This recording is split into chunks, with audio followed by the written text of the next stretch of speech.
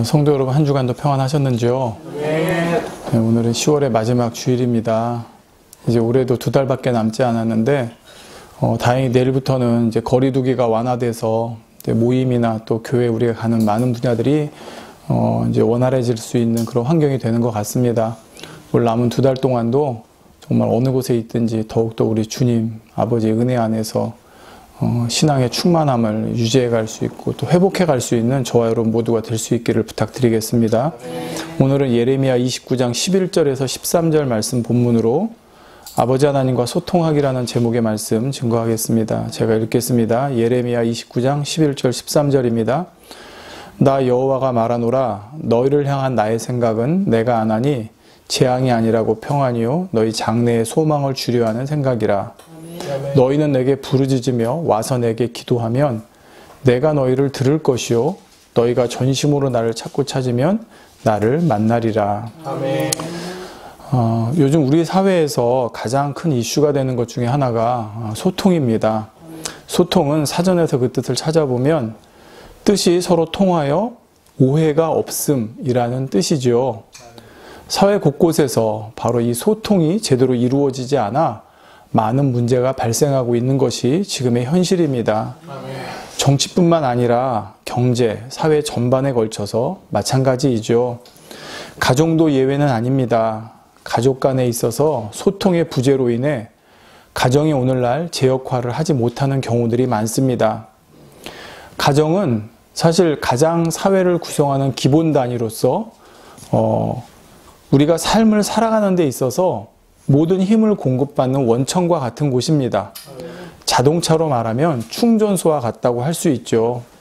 그런데 오늘날 가정이 소통의 부재로 인해서 이러한 충전소와 같은 역할이 아니라 오히려 갈등과 불안의 원인이 되고 있고 많은 가정들이 해체되고 있는 것이 현실입니다.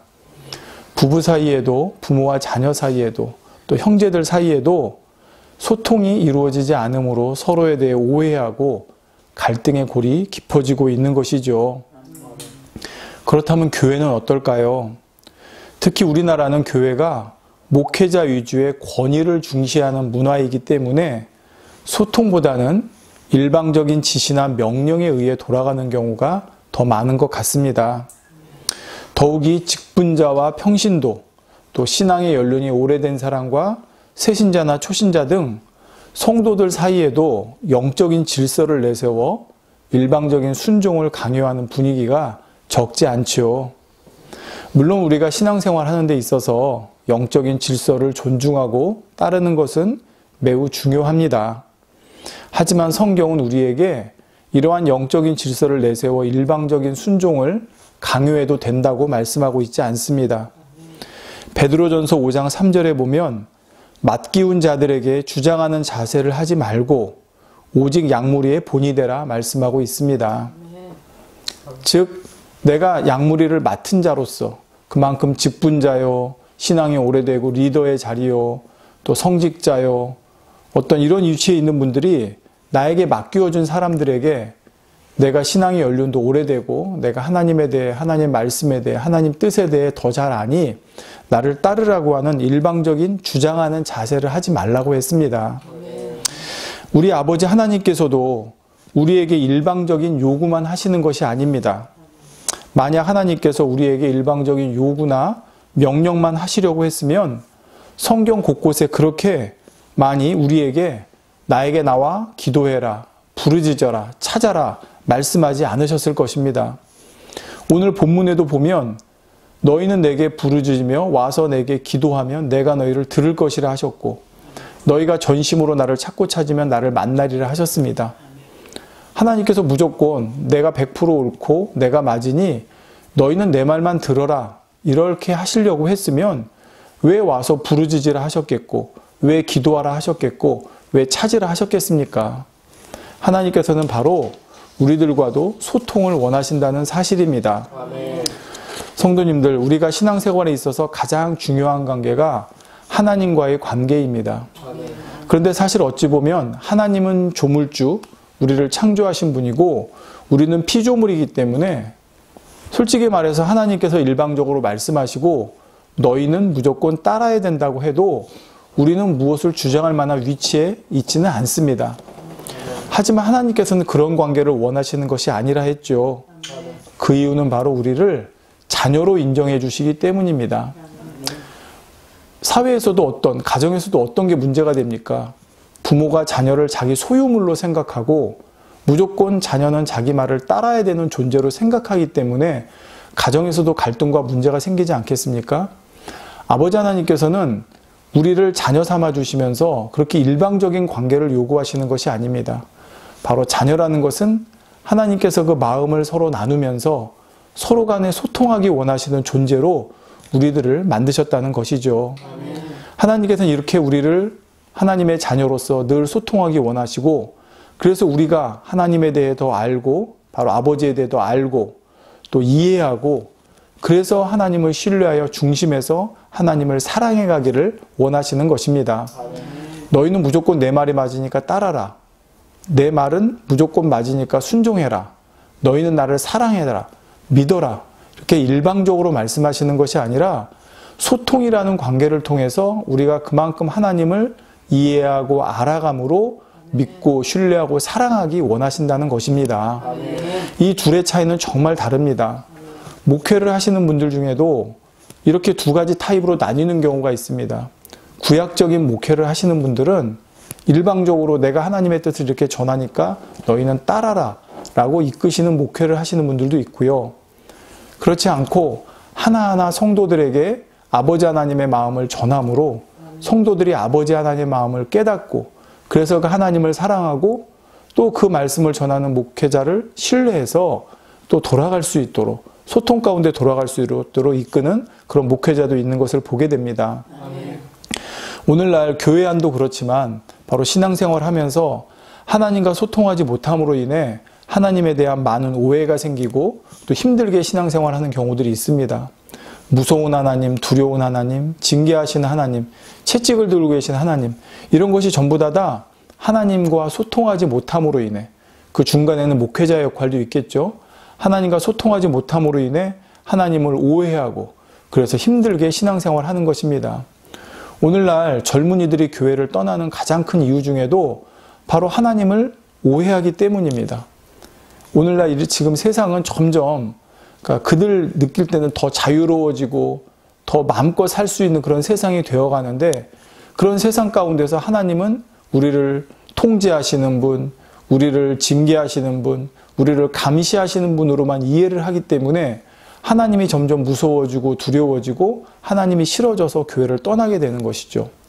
근데 목회자가 그런 하나님이 아니라 점점 죄악으로 관영되어져 가고 점점 어두워져 가는 세상 가운데 우리를 지키기 원하시고 우리를 보호하기 원하시고 우리를 더 사랑해 줘서 더 좋은 곳으로 이끄시기 원하시는 그런 하나님으로 성도들에게, 젊은이들에게 소개하고 그렇게 이해시키고 그렇게 느끼며 갈 수 있도록 해줬다고 그러면 젊은이들이 교회를 떠나는 것이 아니라 더 교회로 모여들지 않겠습니까? 네. 많은 교회들 중에 젊은이들이 더 모여들고 부흥하는 교회들은 바로 이렇게 하나님을 오해하게 하는 것이 아니라 하나님에 대해 더 이해하고 깨닫고 느끼고 그 사랑을 느껴서 더 모여들고 있는 그런 교회들인 것을 보게 됩니다. 네.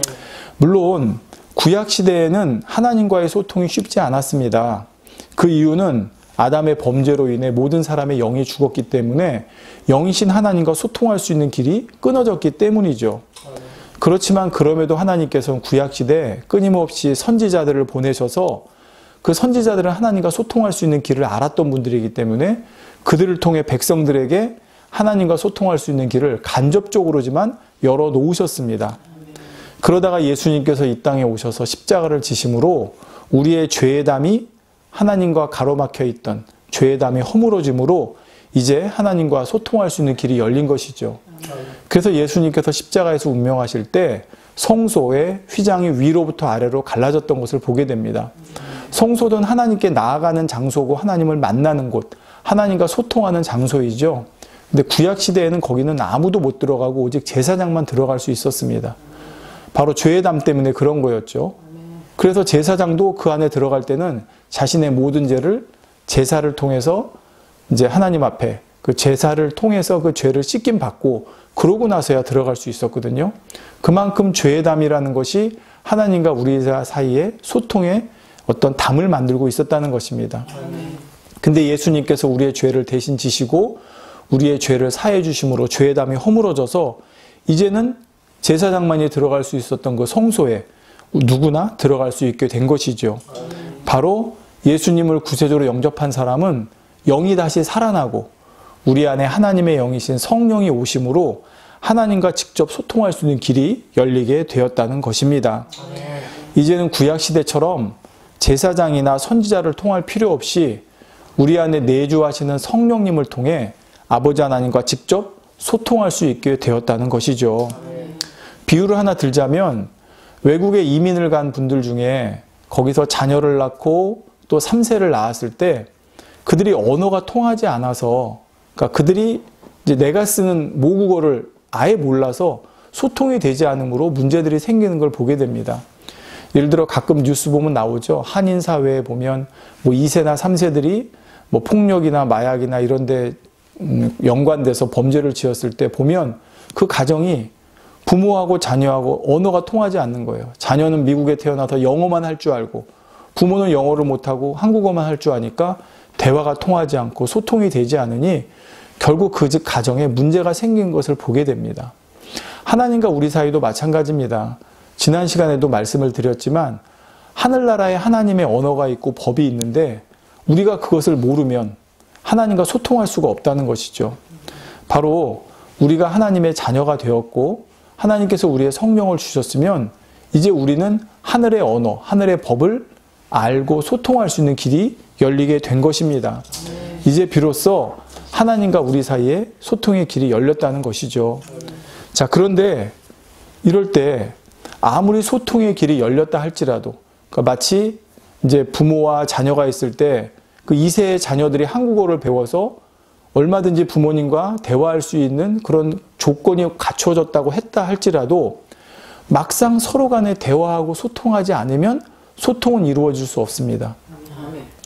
사실 우리나라 가정에서, 정치에서, 사회에서 문제 생기는 것이 서로가 언어를 몰라서 그렇습니까? 아니죠. 당연히 같은 말을 쓰고 당연히 서로 뜻이 통하는 단어를 쓰고 있습니다. 말을 쓰고 있습니다. 그럼에도 소통이 이루어지지 않는 것은 자기 주장만 하기 때문이고 아예 대화할 생각을 하지 않기 때문입니다. 대화 없는 가정, 대화 없는 사회, 바로 거기서 문제가 생기는 것입니다. 하나님과 우리 사이도 마찬가지라는 말이죠. 아무리 하나님과 직접 소통할 수 있는 길이 열렸다 해도 우리가 하나님과 소통하려고 하지 않으면 소통은 이루어지지 않습니다. 소통의 길이 열렸다는 사실조차 깨닫지 못하고 신앙생활하는 경우들도 의외로 많이 있다는 것입니다. 그래서 오늘은 바로 우리가 신앙생활에 있어서 가장 중요하고 핵심 부분이라 할 수 있는 아버지 하나님과의 소통에 대해 함께 살펴보려고 합니다. 오늘 말씀을 통해서 우리 모두가 아버지 하나님과 더욱더 친밀히 소통함으로 정말 하나님과의 우리와의 관계가 사랑스럽고 아름다운 관계가 될 수 있기를 주님의 이름으로 기원드리겠습니다.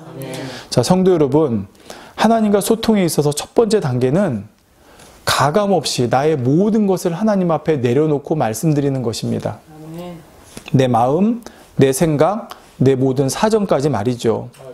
자, 소통의 첫 단계는 내 모든 것을 하나님 앞에 내려놓고 하나님 앞에 다 털어놓고 말씀드리라는 것이죠. 물론 하나님께서 나에 대해 모든 것을 다 아십니다. 그럼에도 불구하고 하나님께서는 오늘 본문에도 너희가 나에게 와서 부르짖고 나를 찾고 나에게 기도하면이라고 말씀하셨습니다. 이것이 영계의 법칙입니다. 물론 하나님께서는 늘 우리에게 말씀하시고 우리에게 다가오시지만 우리가 하나님과 소통하는 데 있어서의 우리의 마음 자세의 준비는 나의 모든 것을 하나님께 내려놓고 말씀드릴 수 있는 준비가 되어야 비로소 소통이 된다는 것이죠. 자, 왜 그런지 보겠습니다. 오늘날 세상에서도 많은 사람들이 서로 소통한다고 하는데 이때 어떤 경우들이 많냐면 내 것은 먼저 감추려고 합니다. 그러니까 상대에 따라서 내 것을 어느 정도만 보여줄까 재기도 하고요. 상대는 얼만큼 솔직하게 나한테 말하나를 봐서 나도 거기에 맞춰서 상대에게 내 것을 내려놓으려고 한다는 것입니다. 그러니까 먼저 내 것을 내려놓으려고 하지 않고 먼저 내 것을 보여주려고 하지 않고 상대가 먼저 보여주기를 기다린다는 것이죠. 그래서 소통이 이루어지지 않는 거예요. 먼저 내가 나의 자존심도 모든 것도 다 내려놓고 내 것을 먼저 상대방에게 보여줄 때 그때 상대방도 비로소 마음을 열고 나에게 상대방 걸 보여줄 텐데 우리는 세상에 살아가면서 그러기보다는 재고, 눈치 보고 상황을 봐서 나는 어디까지 저 사람한테 오픈할까를 생각하고 있다는 것이죠. 그러니 어떻게 소통이 이루어지겠습니까? 부부 사이에도 부모 자녀 사이에도 모든 것이 마찬가지입니다. 먼저 내가 다가가서 나는 사실 이런 마음이야, 나는 사실 이런 의도야 라고 내 것을 내려놓았을 때 물론 그것이 가식이 되면 안 되고 거짓이 되면 안 되겠죠. 그래서 이제 좀 이따 말씀드리겠지만 소통의 마지막 단계는 신뢰인데 그렇게 했을 때 아, 저 사람이 정말 내 진심으로 자기의 모든 것을 나에게 오픈하는구나 했을 때 상대방도 마음을 연다는 것입니다. 아버지 하나님과도 마찬가지입니다. 내 편에서 아버지 하나님께 내 모든 것을 다 내려놓고 말씀드릴 수 있는 이러한 준비가 될 때 그것이 바로 소통의 시작이라는 것입니다. 하나님은 이미 내 모든 것을 알고 계신다고 여러분도 믿으시죠? 그렇다면 하나님께 돌려서 말할 것이 무엇이 있겠고 또 하나님께 숨길 것이 무엇이 있겠고 하나님께 감추고 반만 남겨두고 말씀드릴 것이 무엇이 있겠습니까? 하나님 앞에는 나의 감정도 나의 생각도 내 마음 깊은 곳에 있는 것도 얼마든지 솔직히 말씀드릴 수 있는 마음 자세가 되어야 하는 것입니다. 하나님 앞에 말을 가려서 해야 한다니까, 예쁜 말을 해야 한다니까, 잘 보여야지 이런 생각을 가지고 있으면 하나님 앞에 내 솔직한 마음을 고백드릴 수 없습니다. 여러분 기도할 때 여러분 어떻게 하십니까? 누군가 내 기도를 듣고 있으면, 누군가 내 기도를 듣고 평가하면 이런 마음으로 기도를 한다고 그러면 하나님 앞에 솔직한 기도를 할 수 없습니다. 솔직한 내 마음을 내려놓을 수 없는 것이죠. 하나님 앞에 내 모든 것을 다 내려놓으려고 그러면 가려서 말해야지, 예쁘게 말해야지, 포장해서 말해야지, 하나님 앞에 잘 보여야지. 사람 앞에 우리가 그러기 때문에 사실 솔직해지지 못하는 거 아니겠습니까? 그러나 하나님 앞에서는 내 모든 것을 다 보여드릴 수 있는 마음이 되면 누구에게도 할 수 없는 말까지도 하나님께는 할 수 있다는 것입니다. 물론 하나님께서는 내 모든 마음과 생각을 다 아시고 그렇지만 소통이라는 것은 하나님께서 내 생각과 내 마음을 읽어내셔서 하시는 것이 소통이 아닙니다. 무슨 말이냐면 여러분 부모와 자녀 사이에 있을 때 사실 부모가 자녀의 생각, 마음 조금은 알겠죠. 다는 아니더라도.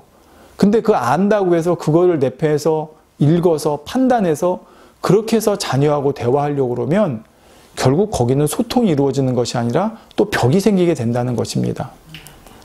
무슨 말씀인지 이해가 되십니까? 그러니까 여러분 소통할 때 절대 상대방을 내가 판단하고 추측하고 헤아려서 대화하려고 하면 그건 소통이 안 됩니다. 네. 왜? 상대방이 느끼거든요. 저 사람이 날 이렇게 헤아리네, 날 이렇게 판단하네, 나에 대해 이렇게 추측하네. 그렇게 되면 감추게 되고 가리게 된다는 것입니다. 바로 소통이라는 것은 서로 간에 모두가 마찬가지입니다. 있는 내 마음의 것을 그대로 상대방에게 다 보여줄 수 있는 이런 자세가 되어야 한다는 것이죠. 성도님들, 요즘 코로나로 인해 많은 사람들이 우울증을 비롯해서 정신과 마음의 문제가 생기고 있다고 합니다. 그런데 그 이유가 무엇이냐면 외출하지 못하고 사람을 만나지 못하니 대화할 기회가 점점 줄어들기 때문이라고 합니다. 대화하지 못하니 마음에 있는 것을 꽁꽁 나 혼자 앓고 있다 보니까 그것이 마음의 병이 되고 정신적인 병이 된다는 것이죠. 여러분 하다못해 우리가 수다를 떤다고 하는 그런 경우도 있는데 그렇게 누군가와 내 마음에 있는 거 수다지만 이렇게 시원하게 얘기하고 나온 마음까지 시원해지는 경우가 있지 않습니까? 그런데 내 마음에 누구에게도 말하지 못하는 것, 누구에게도 털어놓지 못하는 것, 누구에게도 보여주지 못하는 것을 내 마음에 꽁꽁 짊어지고 간다 그러면 그것이 얼마나 짐이 되겠습니까? 우리가 살아가다 보면 정말 누구에게도 말하지 못할 것들이 있을 수 있습니다. 더욱이 내 마음의 깊은 곳에 있는 것을 누구에게도 알리고 싶지 않은 것들도 있을 수 있죠. 그런데 그것 때문에 힘들고 눌리고 고통스러워하면서도 말입니다. 그것이 누군가에게 감추고 싶은 나의 죄일 수도 있고 자존심 상하거나 창피해서 털어놓지 못하는 문제일 수도 있습니다. 또 지난날에 부끄럽고 후회스러운 일일 수도 있고요. 또 주변이나 가족이 걱정할까 봐 혼자만 끙끙거리는 문제일 수도 있죠. 이처럼 이 세상을 살아가다 보면 혼자 감당하기 힘든 일들, 가족에게조차 털어놓기 힘든 일들, 어디에서도 답을 찾을 수 없어 답답한 일들, 이렇게 나를 짓누르고 고통스럽게 하는 일들이 내 주변에 얼마든지 있을 수 있다는 것입니다. 그럴 때 많은 사람들은, 세상의 사람들은 스트레스를 풀기 위해 세상적인 즐거움이나 오락, 심지어 쾌락을 찾기도 하죠. 그것으로 잠시 잊어보려는 것입니다. 하지만 그렇게 해서 풀어질 것이 아니고 그 후에는 오히려 더 큰 후회와 짐이 밀려오게 된다는 사실입니다. 그래서 그것을 이기지 못하고 완전히 자신을 놔버리고 될 대로 되라는 식으로 살아가는 경우들도 눈에 많이 볼 수 있는 것이죠. 믿는 사람이라고 해서 이러한 세상적인 일들에서 예외는 아닙니다. 믿는 일을 할지라도 세상 살아가다 보면 얼마든지 힘들고 고통스럽고 어려운 일들을 만날 수 있습니다. 더욱이 또 신앙생활에서 오는 영적인 어떤 눌림이나 짐들도 있기 때문에 어떻게 보면 세상 사람들보다 더 큰 짐이나 눌림이나 어떤 그런 것들을 마음에 가지고 살아가는 경우들도 있을 수 있죠. 이럴 때 우리 믿는 이들이 해야 할 것이 무엇이겠습니까? 바로 있는 그대로 아버지 하나님께 아뢰는 것입니다. 역대하 7장 15절에 이곳에서 하는 기도에 내가 눈을 들고 귀를 기울이리니 말씀하셨습니다. 물론 여기서 말씀하는 이곳은 솔로몬의 성전을 말씀합니다. 하지만 그건 구약시대이고요. 지금은 성령시대, 내 안에 늘 성령이 계십니다. 그러므로 내가 내 있는 그곳에, 즉 내가 무릎 꿇고 하나님께 두 손 모으는 그 자리, 하늘 우러러 하나님을 찾고 부르는 그 자리, 바로 그 자리가 하나님을 만날 수 있고 하나님께서 내 소리에, 내 기도에 귀를 기울여 주시는 장소가 된다는 사실입니다. 바로 이것을 저와 여러분이 해나가자는 것입니다. 물론 교회라는 장소가 있어서 그곳에 가서 기도하고 하나님을 찾으면 더 좋겠죠. 그런데 우리가 코로나 사태를 보면서 무엇을 느꼈습니까? 교회라는 장소가 이 육의 세상의 어떤 권력이나 이 세상의 조건으로 인해서 닫혀질 수도 있다는 걸 이제 알지 않았습니까? 그럼 우리는 더더욱 내가 있는 곳, 내가 바로 있는 이 자리가 하나님을 찾을 수 있고 하나님과 소통할 수 있는 자리가 되어야 한다는 것입니다. 물론 처음부터 그것이 쉽지는 않을 수 있습니다. 그렇지만 하루하루 매 순간 하나님을 찾고 하나님께 내 모든 것을 아뢰는 이러한 훈련도 필요합니다. 그러한 노력도 필요합니다. 그렇게 해 나갈 때 점점 우리는 하나님께 내 마음에 있는 것을 내려놓고 아뢰는 것이 쉬워지게 될 것입니다. 그렇게 되면 그 다음은 하나님께서 알아서 역사를 하시게 됩니다. 자, 하나님께서 알아서 하신다는 것은 내가 그렇게 하나님을 찾고 나의 모든 것을 하나님 앞에 내려놓고 털어놓았을 때 거기에 하나님께서 반응해 주신다는 것이죠. 바로 소통의 두 번째 단계는 이렇게 반응해 주시는 하나님으로부터 듣는 것입니다. 하나님께서는 내가 하나님을 찾을 때, 하나님을 부르짖고 하나님께 구할 때 절대 침묵하지 않으십니다. 바로 거기에 우리에게 응답하시고 반응하시고 말씀하시고 사인을 주시죠. 그런데 문제는 그 방법이 내가 생각하는 것과 다를 수 있다는 것입니다. 그래서 지금 나에게 말씀하신다는 것을, 또 나에게 말씀하시는 것이 어떤 의미인지를 깨닫지 못하는 경우들이 있을 수 있다는 것이죠. 사무엘상에 보면 사무엘 선지자가 자식에게 찾아오셔서 말씀하시는 하나님의 음성을 들었음에도 불구하고 하나님이 지금 나를 찾으신다는 것을 깨닫지 못하는 장면이 나옵니다. 그때 엘리 제사장이 알려줘서 하나님과 소통하게 되는 것을 볼 수가 있죠. 우리 또한 마찬가지입니다. 처음에는 하나님께서, 물론 여기 지금 사무엘 같은 경우 하나님께서 어떻게 음성으로 나에게 오셨는데 그걸 못 알아차지 할 수 있지만 이게 처음이잖아요. 그러니까 사무엘은 그것을 깨닫지 못한 거예요. 우리도 마찬가지입니다. 우리가 생각할 때 내가 원하는 방법은 나도 사무엘처럼 하나님께서 음성으로 이렇게 불러서 말씀하시면 좋겠다 하겠지만 하나님께서 그렇게 말씀하시는 경우는 극히 드뭅니다. 그렇지만 하나님께서는 주변에 너무나 많은 걸 통해 동일하게 우리에게 이렇게 말씀을 하시거든요. 근데 그것을 해오지 않은 사람은 그걸 느끼지 못하는 거예요. 지금 어린 사무엘처럼. 예. 그렇기 때문에 우리가 지금부터 이제 듣는 말씀을 통해서 하나님께서 이렇게 다양한 반복과 루트를 통해서 나에게 말씀하시는구나. 나에게 사인을 주시는구나. 이것을 깨달아야 한다는 것입니다. 그러려면 우리가 주변에서 일어나는 모든 일을 결코 우연으로 넘겨서는 안 됩니다. 다시 말씀드릴게요. 하나님께서는 어떤 방법으로, 어떤 루트로 우리에게 사인을 주시고 말씀하실지를 우리는 모릅니다. 따라서 우리는 우리 삶 가운데 결코 이건 우연이야 라고 넘어가서는 안 된다는 것이죠. 바로 잠언의 범사의 여호와를 인정하라 하신 말씀처럼 우리가 하나님께서 말씀하시는 말씀을 듣고 하나님께서 주시는 나에게 주시는 사인을 캐치하기 위해서는 우연이라고 생각하지 말고 모든 것을 하나님의 어떤 관점에서 바라볼 수 있는 준비가 되어야 합니다. 그것이 무엇이냐? 성령님께 의뢰하는 것입니다. 다시 말씀드릴게요. 주변에 수많은 일들이 우리 가운데 일어납니다. 그리고 그 안에는 지금은 숨겨졌지만 하나님께서 나에게 말씀하시는 말씀과 사인이 담겨 있다는 것이죠.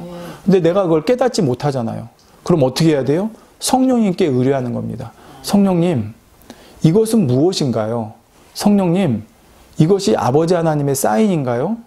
이것이 사인이라면 어떤 뜻인가요? 하나님께 여쭌다는 것이죠. 아유, 어떻게 그걸 일일이 다? 그럼 여러분 생각해 보세요. 어린아이가 자랄 때 부모에게 다 물어보지 않습니까? 엄마 이거 뭐야? 아빠 이거 뭐야? 아빠 이거 어떻게 하는 거야? 다 물어보잖아요. 아이가 그냥 가만히 엄마 아빠 하는 거 보고 있다 어느 순간 자라니까 뿅 하고 모든 걸 다 알아가나요? 귀찮을 정도로 물어보죠. 여러분 그 얘기 아시잖아요. 아버지가 이제 치매가 걸리셔서 자녀에게 자꾸 저 새에 대해서 물어봅니다. 까치가 있는데 야, 저 새가 뭐냐? 그러니까 까치예요.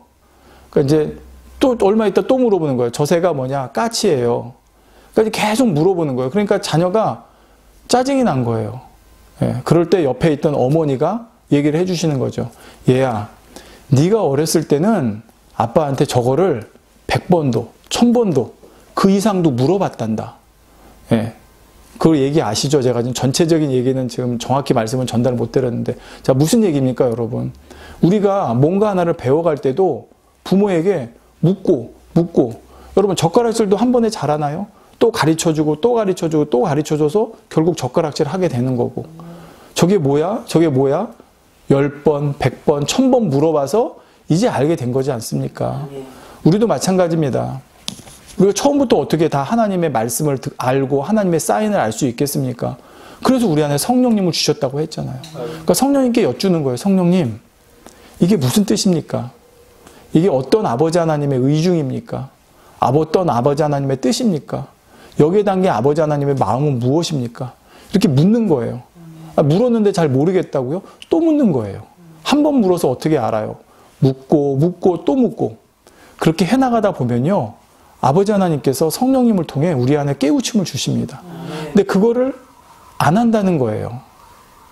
여러분 신앙생활하면서 그렇게 성령님께 묻고 여쭈고 답을 들으려고 기도하고 묵상하고 그런 삶을 살면 그렇게 될 텐데 그렇게 하지 않기 때문에 한 번, 두 번 여쭈다가 안 해버리기 때문에 결국 아무리 말씀하시고 사인을 주셔도 깨우치지 못하게 된다는 것입니다.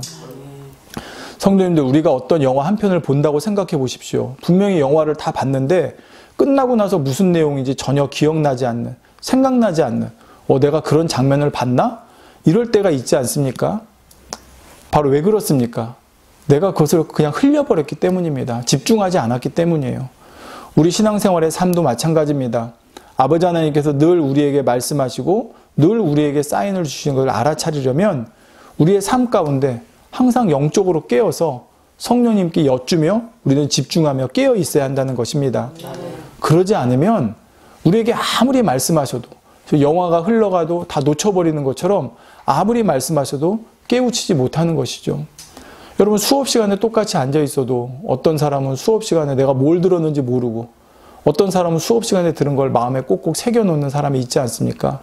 우리 삶도 마찬가지라는 것입니다. 아유, 어떻게 그렇게 피곤하게 살아요? 피곤한 게 아닙니다. 그걸 피곤하다고 생각하는 자체가 잘못된 것이고 그것이 바로 내 맘대로 살고 싶기 때문이에요. 그게 육신의 속성이에요. 육신은 성령님께 물어보고 싶어 하지 않아요. 왜요? 육신과 성령은 서로 반대니까. 내가 입고 있는 이 육신은 죄성을 가지고 있는 몸이에요. 그러니까 이 죄성을 가지고 있는 몸은 원래 성령께 여쭤보고 싶어 하지 않아요. 그냥 내 마음대로 살고 싶어 하는 거예요. 오히려 물어봤다가 그게 아니야 그러면 그게 싫거든요. 그러니까 그렇게 살아가다가 이제 하나님의 자녀가 됐으니 이제는 그 삶의 방식을 바꿔야 되지 않습니까? 그러니까 성경은 새 사람이 됐다 하는 거예요. 옛날에 살아가던 방식이 아니라 이제 새롭게. 근데 새롭게 살아가는 방식이 처음부터 쉽냐? 쉽지 않다는 것이죠. 우린 새로 태어났고 이제 걸음마를 배우고 말을 배우는 어린아이와 같기 때문에 그때부터 이제 부모에게 하나하나 물어보고 해나가는 것처럼 성령님께도 여쭤보고 그렇게 가야 된다는 것입니다. 그러면 그렇게 하는 것이 귀찮다. 귀찮은 게 아니죠. 오늘 본문의 말씀처럼 그렇게 하는 것은 우리를 평안케 하기 위함이고 우리의 장래 소망 가운데 살아갈 수 있게 하기 위해서 그렇게 하신다는 것입니다. 성도 여러분, 우리 삶 가운데 우리가 생각하지 못한 방법으로 우리에게 말씀하시고 사인을 주시는 하나님의 손길, 하나님의 그 섬세하신 간섭을 저와 여러분은 느끼며 살 수 있기를 바랍니다. 그것은 우리가 성경책을 읽을 때일 수도 있고 어떤 경건서적, 신앙서적을 읽을 때일 수도 있고 또 설교 말씀을 들을 때일 수도 있습니다. 아니면 길을 가다가 우연히 본 성경 한 구절일 수도 있고요. 또 누군가의 입술을 통해서 주시는 말씀일 수도 있고 주변의 환경을 통해 주시는 말씀일 수도 있습니다. 얼마든지 하나님께서는 주변의 많은 것을 통해 풍성하게 우리에게 말씀하시고 우리에게 손을 내미시고 하나님께서 우리의 삶에 간섭하신다는 것이죠.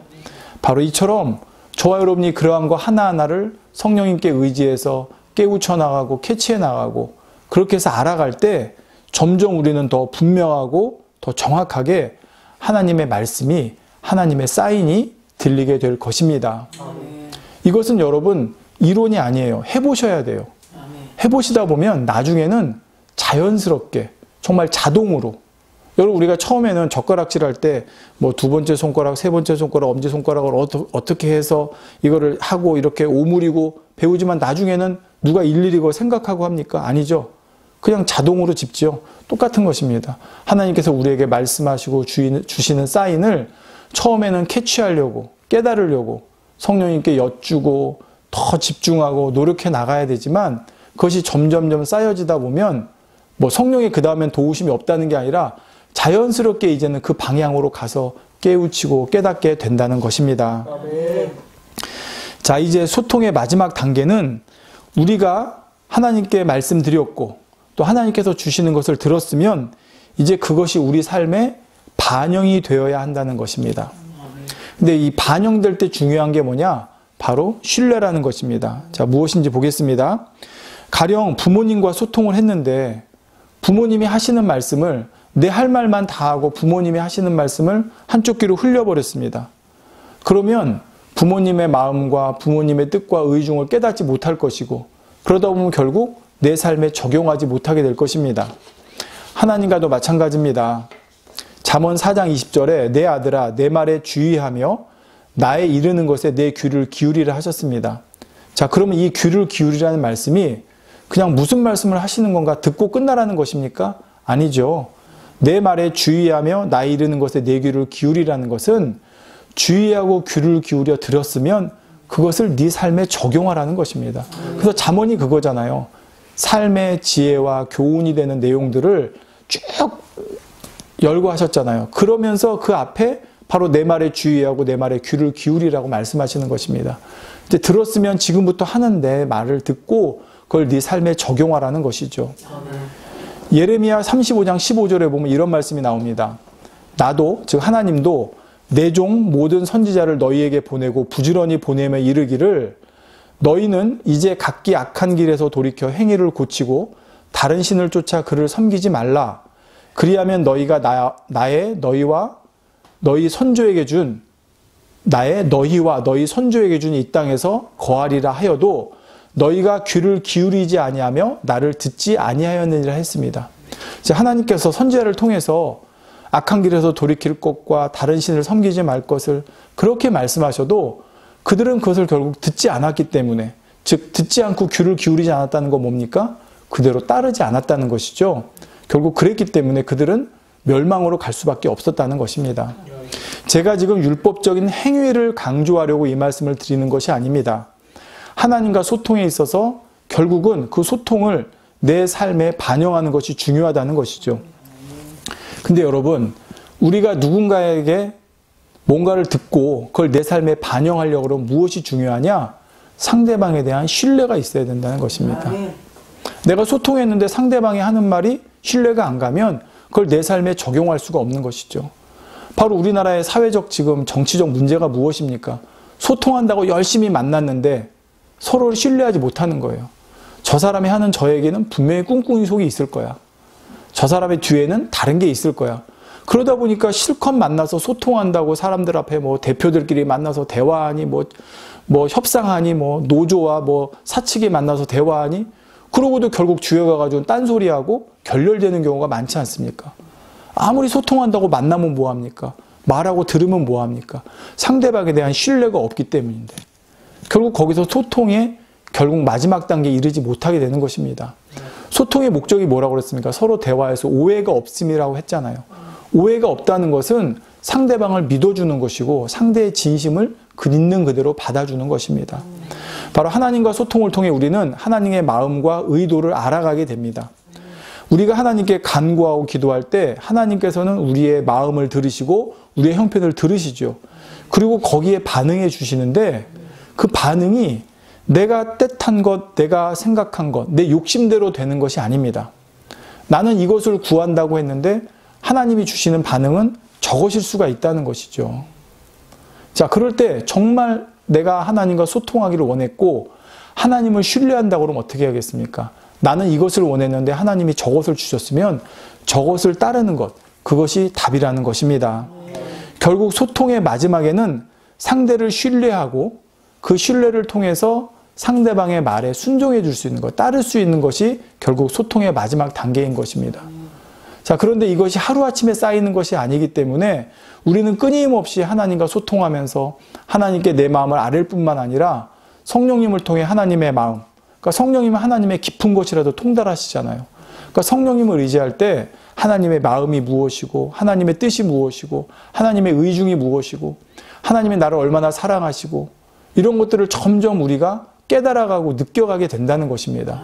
그럴수록 우리는 하나님에 대한 신뢰가 쌓이는 것이에요. 여러분, 믿음이라는 것이요, 내가 어떤 기적을 봤다고 순간적으로 생길 수 있지만 그것은 진짜 믿음이 아닙니다. 이스라엘 백성들이 예수님의 기적을 봤지만 순간 그들이 돌아서 버리잖아요. 예수님을 십자가에 못 박아라 한 사람들이 바로 그 기적을 본 사람들이었습니다. 따라서 기적을 본다고 해서 순간 상대방에 대한 믿음, 신뢰가 생기는 게 아니에요. 정말 상대방과 소통함으로 인해서, 소통함을 통해서 상대의 마음을 알고 상대의 진심을 알고 상대의 의도와 의중을 알고 상대의 뜻을 알게 됐을 때, 아, 정말 저게 저분의 참 뜻이고 참 마음이구나를 알게 됐을 때 그 사람에 대한 신뢰가 생긴다는 거죠. 소통의 목적이 바로 여기에 있는 것입니다. 하나님과 소통하는 것도 우리가 소통을 해나갈수록 우리는 하나님이 나를 얼마나 사랑하시고 정말 하나님이 나에게 얼마나 좋은 것 주기 원하시고 하나님이 얼마나 세심하시고 자상하시고 섬세하신 분이신지, 얼마나 긍휼과 자비가 많으신 분이신지, 물론 때로는 하나님께서 엄하시고 무서운 부분도 있지만 그런 하나님에 대해 우리가 알아가는 것입니다. 그러면서 그러한 하나님에 대한 신뢰가 쌓이게 되는 것이고, 그랬을 때 내가 하나님께 아뢰는 것에 기대했던 방법과 기대했던 반응이 아니더라도 우리는 기꺼이 거기에 순종해 나갈 수가 있고 따를 수가 있다는 것입니다. 그것이 바로 하나님과 우리의 소통의 궁극적인 목적이라는 것이죠. 성도 여러분, 하나님께서 우리를 자녀 삼으신 가장 큰 목적은 하나님과 우리가 사랑의 관계로 맺어진 그런 자녀의 관계를 원하신 것입니다. 장차 우리가 하늘나라에 가면 아버지 하나님과 얼굴과 얼굴을 맞대 보는 것처럼 소통할 수 있습니다. 그런데 이 땅에서는 우리가 육신을 입고 살아가기 때문에 거울을 보는 것처럼, 지금 우리가 보는 이런 거울 생각하시면 안 돼요. 옛날에 뭐 청동으로 이렇게 만든 희미하게 보이는 그런 거울을 생각하셔야 돼요. 고린도전서에 나오는 거울로 희미하게 본다는 것처럼. 자, 지금은 우리가 하나님과 희미하게 소통을 이룰 수밖에 없는 그런 때도 있을 수 있습니다. 그렇지만 하나님께서는 우리가 늘 하나님과 소통하기를 원하는 길을 열어 놓으셨습니다. 우리가 그 길 앞으로 나아갈 때, 그리고 나아가는 기본 자세가 바로 첫 번째 단계인 것처럼 내 모든 것을 하나님께 내려놓는 거.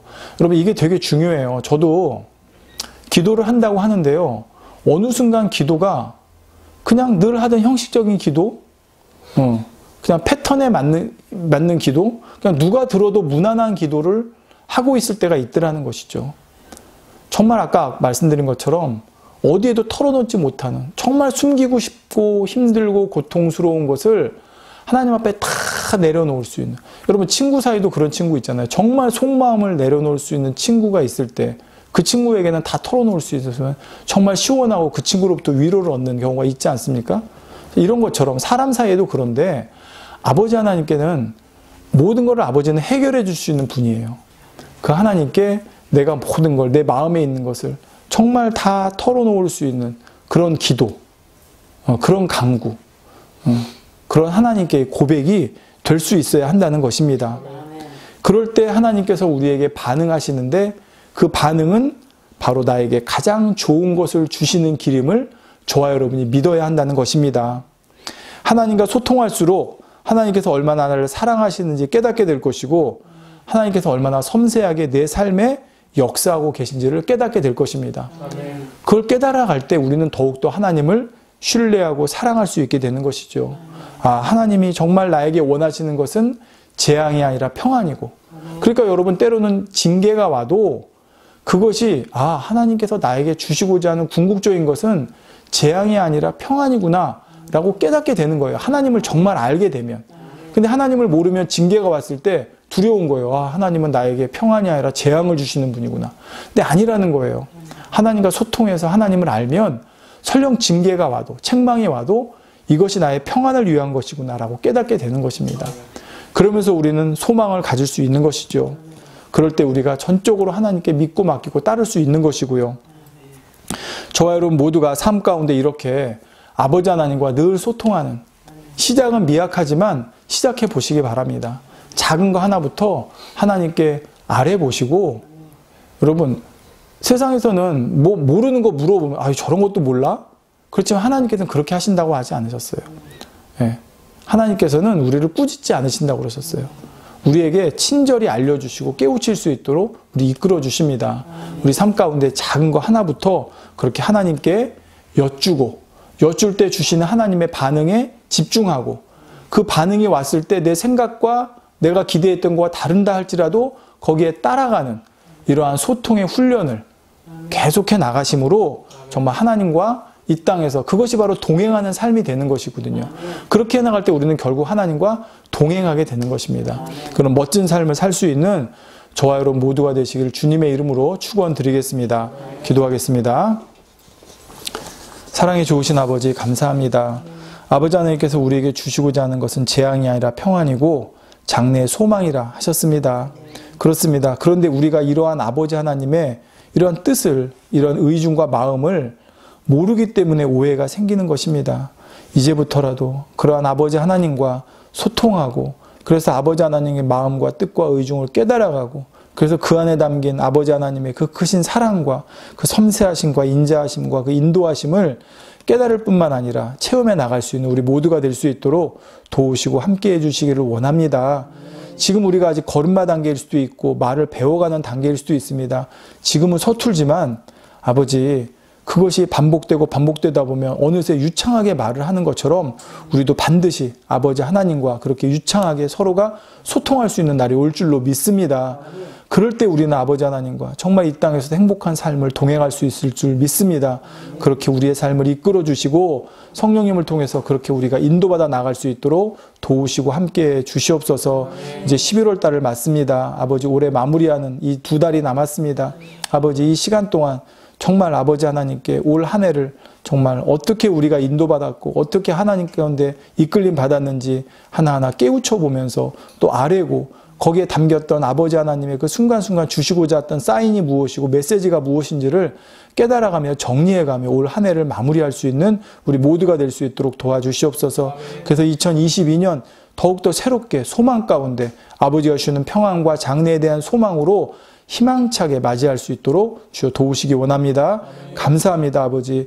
또한 아버지, 모든 곳 아버지께서 자녀들 모두에게도 또 강건함으로도 함께해 주시옵소서. 지금의 연약함에 이 시간들을 허락하신 것도 분명히 아버지 뜻이 있습니다. 이럴 때일수록 더욱더 아버지를 찾고 그 시간을 통해서 아버지의 또 사랑하심을, 아버지 이것이 두려움이나 어떤 징계로 깨닫는 것이 아니라 아버지 하나님의 사랑과 아버지 하나님의 섬세하신 인도하심으로 깨우쳐서 그 안에서 아버지의 사랑과 은혜를 깨우치고 느낌으로 더욱더 아버지 하나님과 돈독한 관계로 맺어갈 수 있는 그러한 또 귀한 시간으로 삼을 수 있도록 지금의 어렵고 또 아픈 시간들, 또 이 아버지 힘든 시간들을 우리가 반전시켜 나갈 수 있도록 도와주시옵소서.